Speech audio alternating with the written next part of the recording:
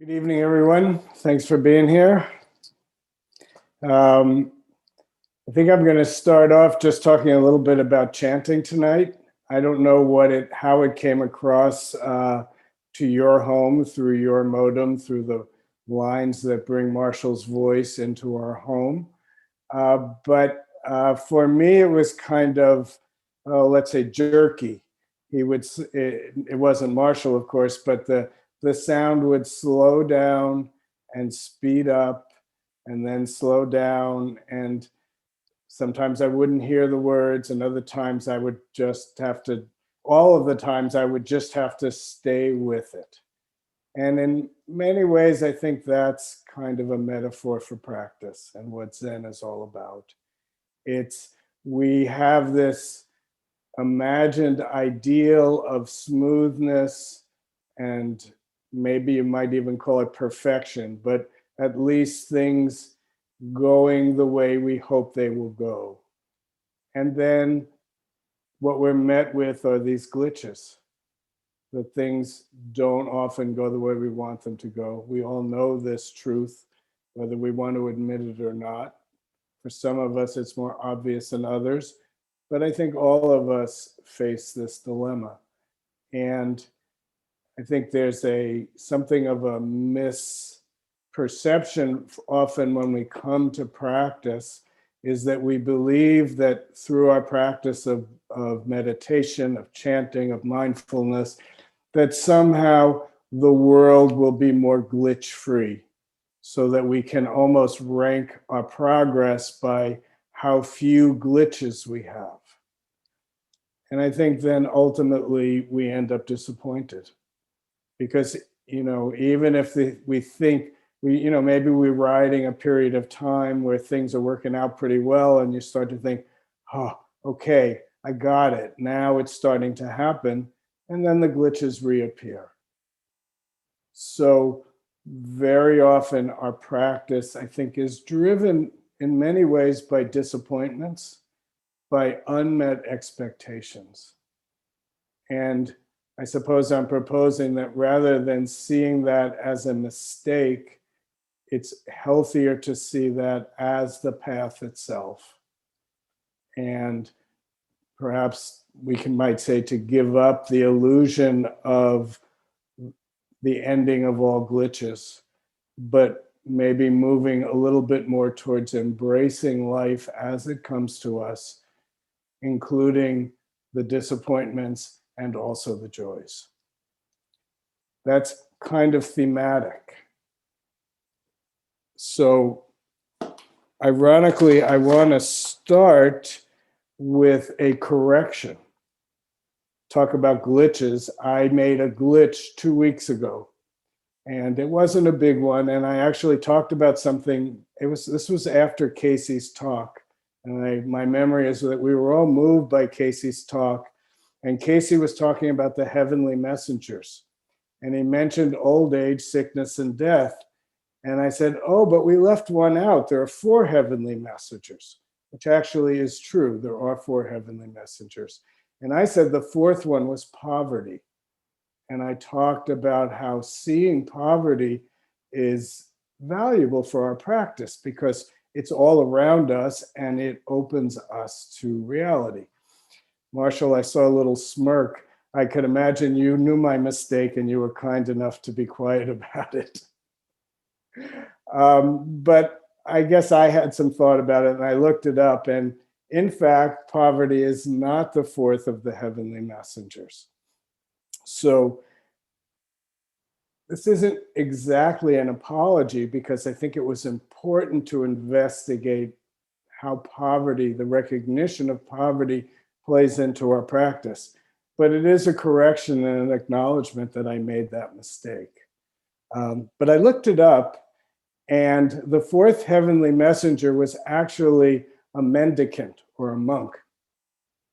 And the Buddha saw the possibility of a religious life, of a spiritual life, and it pointed to him the fact that there are people in the world, I'm really paraphrasing this, but that there were people in the world who recognized how deeply we stay enmeshed and lost in the world of samsara, and we're looking for the path to more freedom, less ignorance, more wisdom, more compassion, more love, more of a sense of connection and oneness rather than separation and alienation.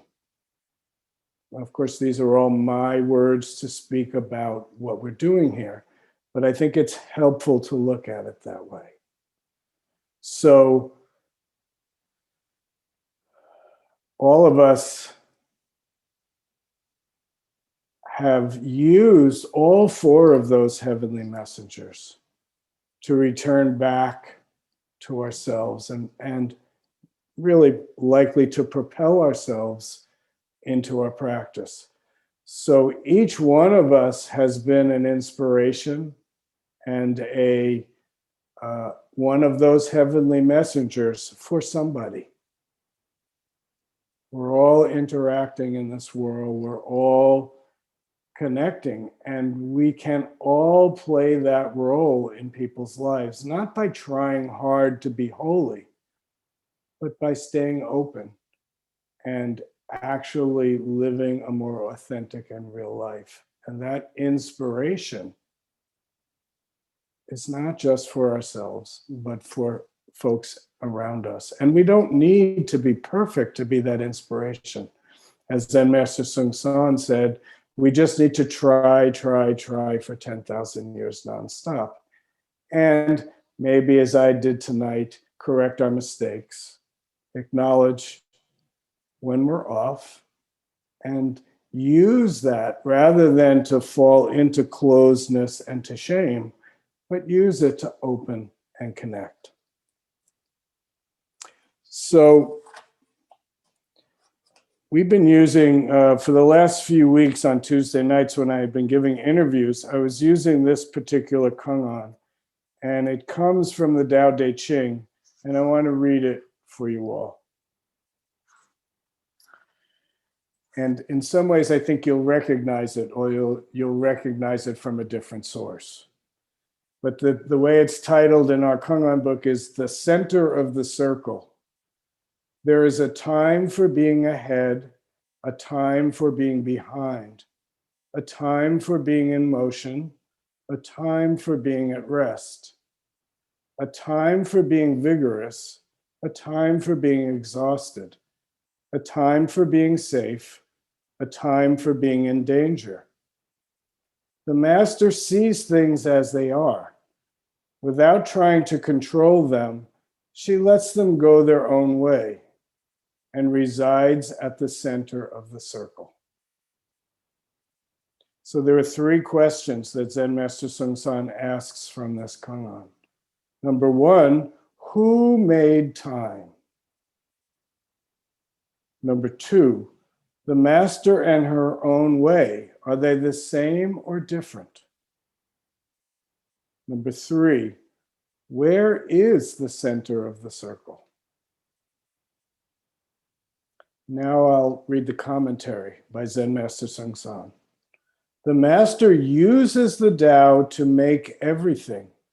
If there is no Tao, what can she make? Pay attention, pay attention. So when I first read this, at least for me, and I'm sure for a lot of you, for me, it brought up the song that I first heard from the Byrds, Turn, Turn, Turn, recognizing, of course, that comes from the Bible. It comes from Ecclesiastes, if I'm saying that right. And actually, in just a little bit of research, I saw that it was actually written by Pete Seeger. He took the lines from the Bible, and then he turned it to be a song of peace. Since this is true, how do we find peace? How do we find ourselves? So that was Pete Seeger's turn. I think what Zen Master Bon did in taking this reading from the Tao Te Ching is he started asking questions about it. And just by virtue of asking questions and challenging our assumptions, he made it Zen. But just starting off, the Tao Te Ching says there's a time for everything. Each of us will have a vast life arc. For some human beings, it's quite short. For some, it's very long. For most of us, it's somewhere in between. But if you notice how much happened today in your life, how many thoughts you had, how many feelings you had, how many responses and reactions to other people or situations. Maybe for you, you felt far behind. You spent the day always trying to catch up to what was happening. For others, it seemed quite easy to stay connected and to stay caught up. But maybe yesterday, it was much more difficult. And who knows what's going to happen tomorrow. But for each one of us, we find ourselves in the midst of experience. And we're often trying to understand, why does this happen? At its worst, it's why does this happen to me? In working with people, I'm often hearing people say, I don't deserve this, or I deserve something else. Well, think about it. Why? Why not you and why someone else? Why not me? We always want it. You know, I don't know the veracity of this, but I've been told, you know, I grew up Jewish in the Jewish religion, and I was sent to religious school for much of my childhood, and it was more of a hassle than anything else. It didn't mean that much to me. But one thing I was told is that in the teachings of the Jewish religion, you're never really allowed to pray for yourself. So if you're walking down the street and you see smoke in the distance, you're not supposed to pray that it's not your house that's burning. Of course, it would be so obvious to pray for that. But if you pray for that, then you're praying that misfortune goes to somebody else rather than yourself. So how can we be without trying to rid ourselves of? And rather than getting lost in, I don't deserve this, or why me, what our practice points us to is dropping in with the question, what is this? That question, what is this, allows us, for those of you, many of us here have gone through interviews and understand this. That question, what is this, allows us to pause, to stop. Many of you know how much I like the line in a poem by Zen Master Bon Soeng, where he says, only your stupid thinking is nonstop. This pause, this doubt that arises, what is this, is the tool that we have to stop trying, to stop evaluating, to stop judging, and to go back into our body and observe things as they are. What is this? So the first line says, there's a time for being ahead. All of us get an image or a feeling from that. There's a time for being behind. But if you're a Zen practitioner, you have to move one more step to, what does it mean to be ahead? Ahead of what? Behind what? What's the orienting point? The third question that Zen Master Soeng San asks, he says, where is the center of the circle? Now, a little bit of a hint, wherever you are, that is the center of the circle. But where are you? And who are you? And what is it that you add to the situation, to your perception of the situation, that prevents you from seeing what is this, from experiencing what is this in its raw form? Because we mediate everything by our ideas, our conditioning, and our opinions. I've probably said this 1,000 times, and yet we still need to be remembered, to be reminded, what is this actually? Zen Master Bon Soeng simply said, Zen means understand your true self and help all beings. Zen Master Dogen said, to study Buddhism is to study the self. To study the self is to forget the self. To forget the self is to be enlightened by the myriad things. So understand ourself also means to forget ourself.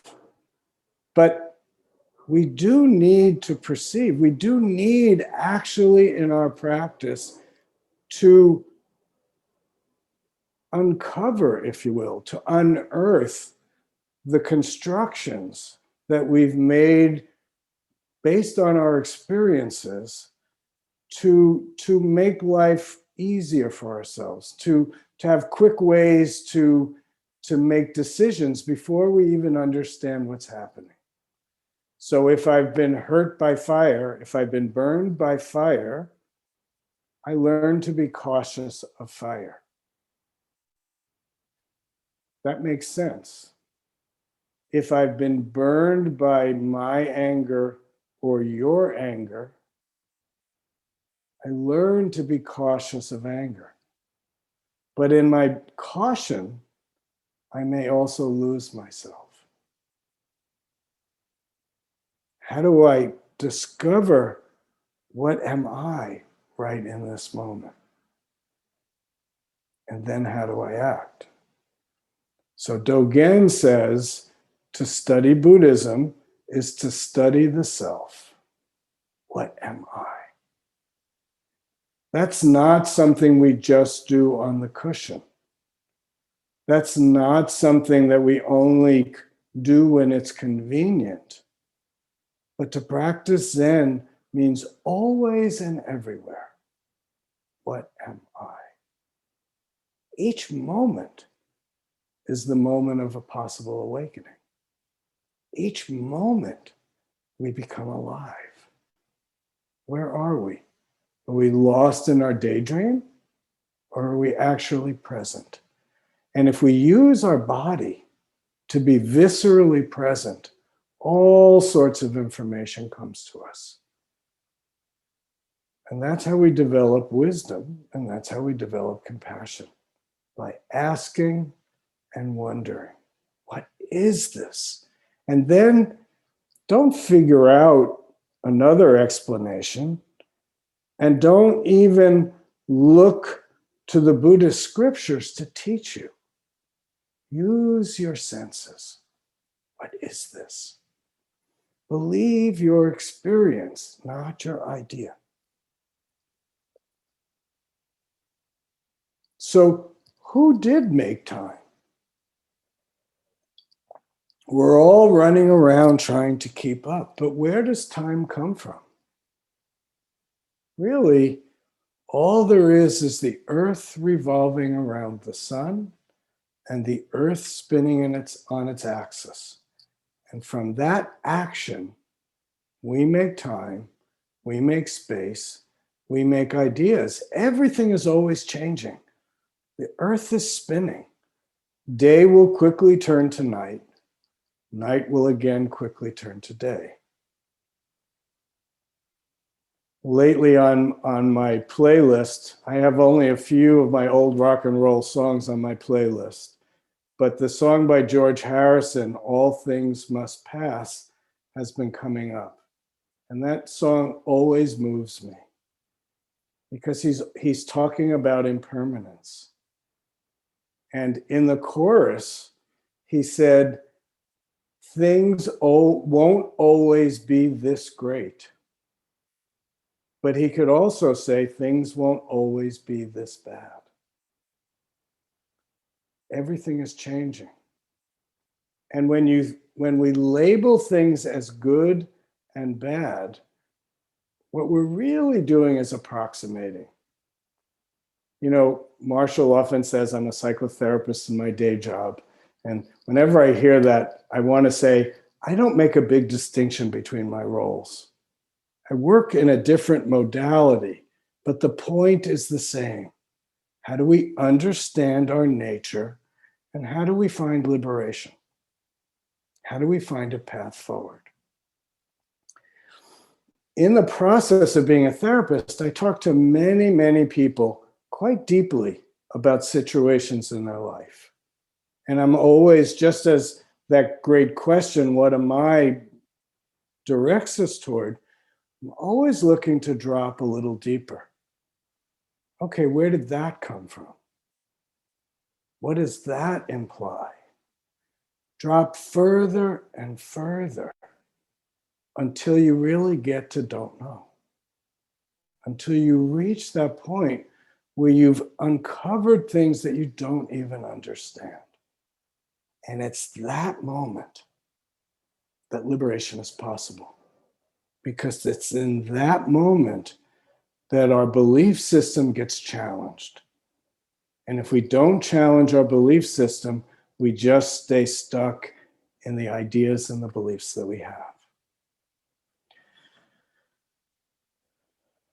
So the last point I want to make before I open up to questions is the second part of what Zen Master Bon Soeng says when he says the purpose of Buddhism is to understand our nature and to help this world. Formally, we call helping this world the bodhisattva way. And it is my experience that the bodhisattva way is the path. Because the bodhisattva way begins us with the intention of what am I and what is this? And it opens us with that intention of how can I be of service in this very moment? So it immediately, if we take the bodhisattva vow, we've immediately changed our relationship to what's in front of us. Rather than trying to get as much as I can for myself, it orients me towards opening to the moment, perceiving what's needed for the benefit of the moment, and doing my best to offer it. Success or failure isn't the judge of the bodhisattva way. It's great effort. It's the opening toward the world rather than turning away from it.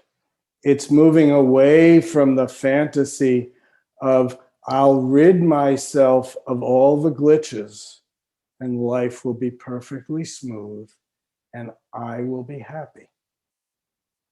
And it opens us towards the question, who is it that I think I am? What actually is happening right now? And in this moment, what can be done? Rather than dwelling in the misery of my mind, opening to the possibilities of this moment. One of the most important phrases in Zen Buddhist teachings comes from Bodhidharma, where he speaks about outside the sutras, a transmission from mind to mind. What he's saying there is don't look to theory and teachings as the answer. They may help direct you, but connect with this moment. Let this moment teach you Don't rely on your ideas, but open to the moment. And if we're open to the moment, we can respond. In the Kangon, it's written, the master sees things as they are without trying to control them. Not controlling them doesn't mean not responding to. Rather than control, respond. Allow, as the ending of Dogen's phrase said, forgetting the self, being enlightened by the myriad things. In fact, we can say in that moment, there is no separation between the myriad things and thou, the one which experiences it. Perceiving is our true nature. Just now, what is it? And let that touch you. And by being touched by the moment, we forget the self. And when we forget the self, we can actually be present and alive and offer up whatever it is that we have, right or wrong, good or bad. Just do it and then learn from our experience. There's almost nothing to say. I've just spent 20 minutes saying nothing. Just open your heart, open your mind, and actually, with intention and clarity, live your life. Use the tools we have as Zen practitioners. We sit, we chant, we bow, we learn, but we don't sit to become a good meditator. The meditation is part of the process that we use to unearth the hindrances and to be alive and awake in this world. So please, let the teaching be an inspiration and allow your wisdom and compassion to grow. And don't wait to be perfect. Do it now. There is no before. There is no after. There really isn't a now. All those are just ideas. I don't know about you, but right now there's a breeze flowing past my face. Only that.